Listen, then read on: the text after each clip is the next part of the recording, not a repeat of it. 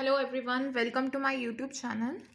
आज हम डिस्कस करने जा रहे हैं टाइम इंडिपेंडेंट श्रोडिंगर इक्वेशन।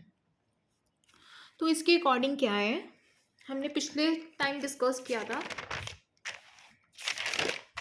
कि ये क्या है।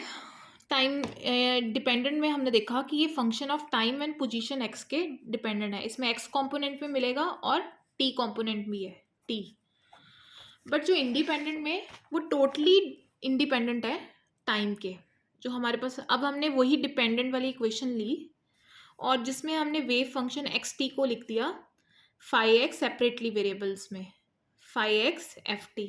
उसके बाद मैंने इस टू को वन में सब्स्टिट्यूट कर दिया।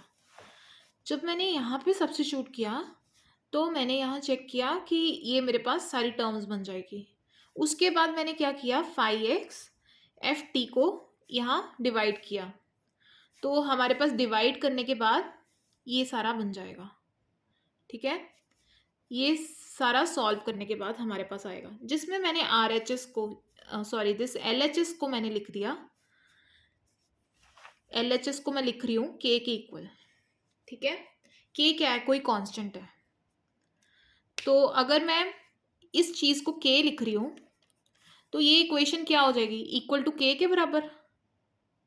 ठीक है ना, तो ये इक्वेशन आफ्टर सॉल्विंग ये होगी के फाइव एक्स, जहाँ पे I H D by D T था, ये वाला टर्म थी, ये वाली आई एच यही था ना, इसको मैंने के पुट किया है तो यहाँ पे के लिख दूंगी। ठीक है, उसके बाद टाइम इंडिपेंडेंट सोल्यूशन मैंने निकालना है, डिपेंडेंट सोल्यूशन का solution of time dependent solution. ठीक है, तो उसमें क्या है, अभी जब तक हम बना रहे हैं इंडिपेंडेंट, हम बेसिकली हमारा क्या मोटिव है कि यहाँ पे टी और एक्स दोनों है, तो हम बेसिकली कर रहे हैं ये टी को एलिमिनेट करना चाहते हैं। इसको मैंने इस टर्म को जिसमें टी है उसको मैंने के इक्वल इक्वेट कर दिया। ठीक है, अब मैंने सोल्यूशन निकालना है टाइम डिपेंडेंट सोल्यूशन का। ठीक है, इसके अकॉर्डिंग क्या है, the time dependent part of the wave function F T. ठीक है, जो एफ टी है यहाँ पे यही है टाइम डिपेंडेंट, उसको मैंने के एफ टी के इक्वल पुट कर दिया। ये वाली टर्म है, ये हमारे पास पिछली इक्वेशन से आई है, D F T upon F T is equal to K. इसको हमने इस चीज़ को के पुट किया ना, तो एफ टी मैं यहाँ मल्टीप्लाई कर दूंगी इस तरह। ठीक है, एफ टी मैंने यहाँ मल्टीप्लाई कर दिया, तो फिर मैंने लॉग ले लिया, मतलब लॉग ये एफ टी को मैं नीचे ले आई, एफ के नीचे एफ टी, और ये टी को मैंने इधर कर दिया। उसके बाद ये क्या हो गया, लॉग एफ। ठीक है, माइनस आई एच के क्रॉस, फिर एंटी लॉग ले लिया बोथ साइड, तो मेरे पास ये लॉग कट के एफ टी और ये एक्सपोनेंशियल पार्ट हो जाएगा, जिसमें ये चीज़ है कि जो के है वो रिप्रेजेंट करता है energy of particle, energy of particle. क्यों, जो के है एक डिमेंशनलेस क्वांटिटी है। ठीक है, के क्या है, हमने एक कांस्टेंट लिया है, तो k T by h cross इतना पार्ट एक डिमेंशनलेस है। ठीक है, तो h by i cross h cross by i which has same dimension of energy.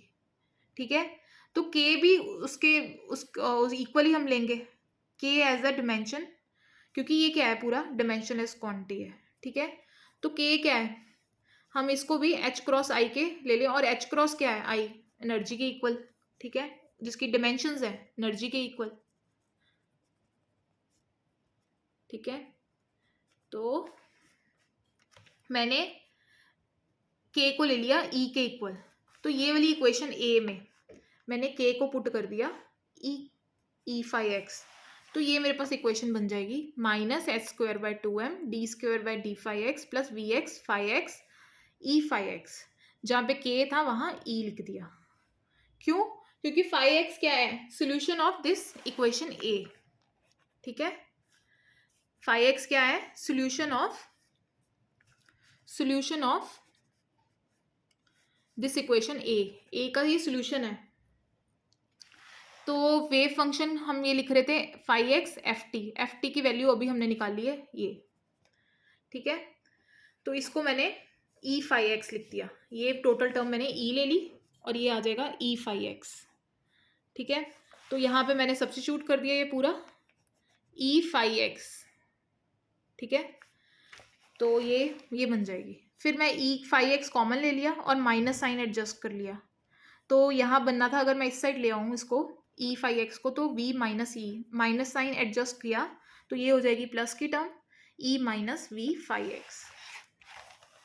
तो dividing by H square by 2m both sides, तो मैंने बोथ साइड किया तो एच स्क्वायर बाय 2m और H square by 2m cancel out हो गया, यहाँ बच जाएगा 2m by H square E5x।